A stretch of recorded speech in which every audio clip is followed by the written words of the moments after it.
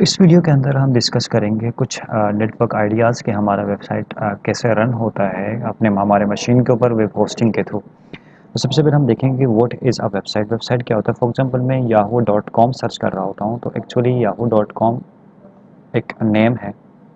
इसके पीछे एक पूरा एक लेंदी सा आईपी एड्रेस होता है, जैसे कि 209.190.188.254। ये एक आईपी एड्रेस है कि जो कि इस yahoo.com को ओपन कर रही होती है हमारे वेब होस्टिंग के थ्रू।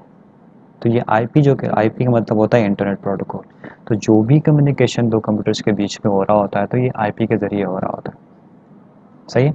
तो एक कॉम्प्लिकेटेड नंबर को डीएनएस के ज़रिए yahoo.com कर दिया, जो कि हमें लिखने में याद करने में आसानी होगी।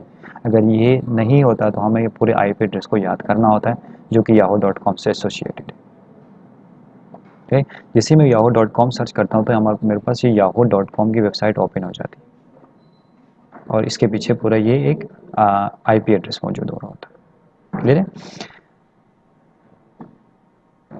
सो जो डीएनएस होता है वो क्या होता है? DNS stands for domain name services. Actually आप जब भी डोमेन नेम खरीद रहे होते हैं तो उसके पीछे एक आईपी एड्रेस ज़रूर एसोसिएट हो रहा होता है। जो आप नेम खरीद रहे होते हैं वो उसके साथ अटैच्ड हो जाता है, यानी उस जो इतना बड़ा कॉम्प्लिकेटेड आईपी एड्रेस है उसको याद करने की ज़रूरत नहीं पड़ती है जब हमें सिंपल सी डोमेन नेम के नेम याद रखना होता है, जिसके ज़रिए हम लोग कंप्यूटर के ऊपर सर्च कर सकते हैं, ब्राउज़र के ऊपर सर्च कर सकते हैं अपने वेबसाइट को। सो डोमेन नेम सर्विसेज जो होती हैं वो आईपी एड्रेस को नाम प्रोवाइड कर रही होती है। और ये कहाँ रन होती हैं? ये रन होती हैं आपके डोमेन होस्टिंग के ऊपर। क्लियर है? और आपके आईएसपी के ऊपर, यानी इंटरनेट सर्विस प्रोवाइडर्स होते हैं, उनके ऊपर, उनके थ्रू आपके वेब होस्टिंग के ऊपर रन हो रहे होते हैं।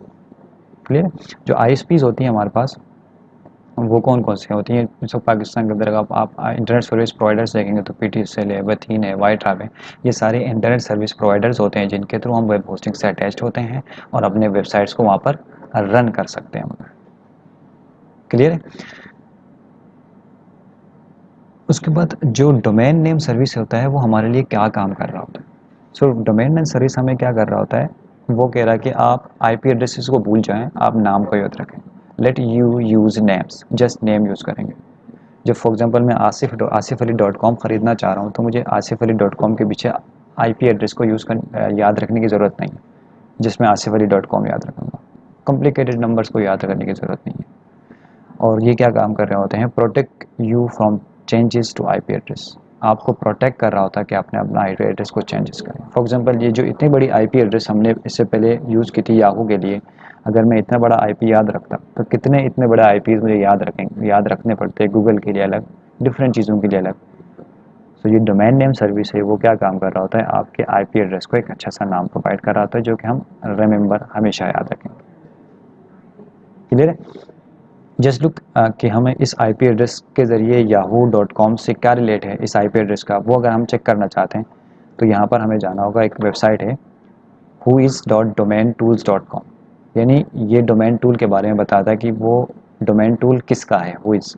तो यहाँ पर मैं वो आईपी एड्रेस लिखूँगा जो अभी हमने याहू के लिए बताई, 209.191.254, आई थिंक यही था, 188.250, 191.188.254।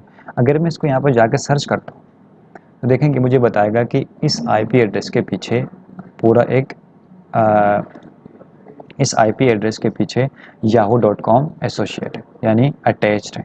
कैसे पता चलेगा? जैसे मैंने इसको सर्च किया यहाँ पर डोमेन टूल्स में जाके whois.domain tools में, देखें यहाँ पर ये पूरा आईपी का लोकेशन भी बता रहा होता है, किस जगह पर ये आईपी है, ये किस कंपनी का है ये भी बता रहा होता है यहाँ पर आपको।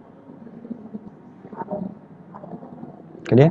तो ये पूरे इस आईपी एड्रेस के बारे में आपको पूरा इंफॉर्मेशन प्रोवाइड कर देगा कि ये क्यों, किस डोमेन का है, किसका नहीं है। पूरा आपको इस आईपी के एड्रेस के बारे में सारे इंफॉर्मेशन प्रोवाइड कर देगा whois.domain2।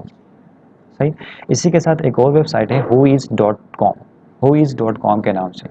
ये क्या प्रोवाइड कर रहा होता है? ये फॉर एग्जांपल आपको आपके वेबसाइट्स जो आपने बुक करी हैं, वेबसाइट्स की डिटेल्स प्रोवाइड करता है। फॉर एग्जांपल मैंने एक वेबसाइट बुक करी है touchstardeveloper.com की, और इसको मैं यहाँ पे जाके हुईस पे सर्च करता हूँ तो ये touch star developer dot com किसका है, किससे एसोसिएटेड है, किसने बुक कराया है, वो सारे डिटेल आपको ये whois.com प्रोवाइड कर देगा।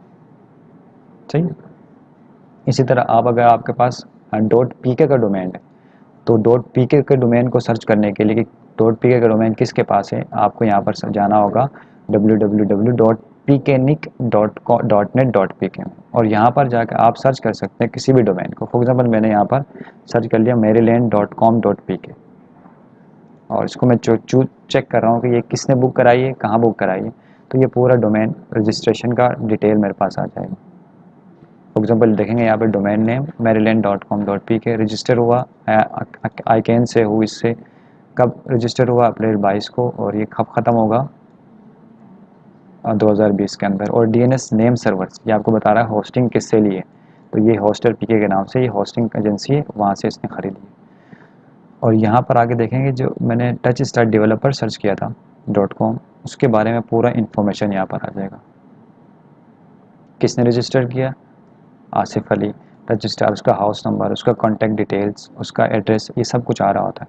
कि फॉर एग्जांपल कभी कभी ऐसा होता है कि आपने बहुत सारे वेबसाइट डोमेन्स परचेज़ करके रखी हैं, और जब बेचना हो तो लोग क्या कर रहे होते हैं, यहाँ पे जाके सर्च करते हैं और आपके यहाँ पे कॉन्टैक्ट नंबर निकालते हैं और आपसे कॉन्टैक्ट करते हैं कि आप उनको बेचना चाहते हैं, तो आप उनको फिर बेच सकते हैं अपने जो जितने भी आपने इनको बेचना, जितने भी पैसों में बेचना है तो आप इसमें बेच सकते हैं। क्लियर है। तो सारे जो इन्फॉर्मेशन है आप इनको यहाँ पर बंद भी कर सकते हैं। फॉर एग्जांपल यहाँ पर पीक एंड एक में मैंने बंद कर दिया तो यहाँ पर कोई इन्फॉर्मेशन नज़र नहीं आ रहा है, लेकिन हुईज़ में जाके देखेंगे तो यहाँ पर हुईज़ में सारी इन्फॉर्मेशन नज़र आ रही है कि कॉन्टैक्ट के हिसाब से किसने इसको बुक करा है। क्लियर है। सो ये पूरा डोमेन होस्टिंग का सिनेरियो चलता है। नेक्स्ट वीडियो में हम डिस्कस करेंगे कि हम वेबसाइट को कैसे डिज़ाइन करेंगे। That's it.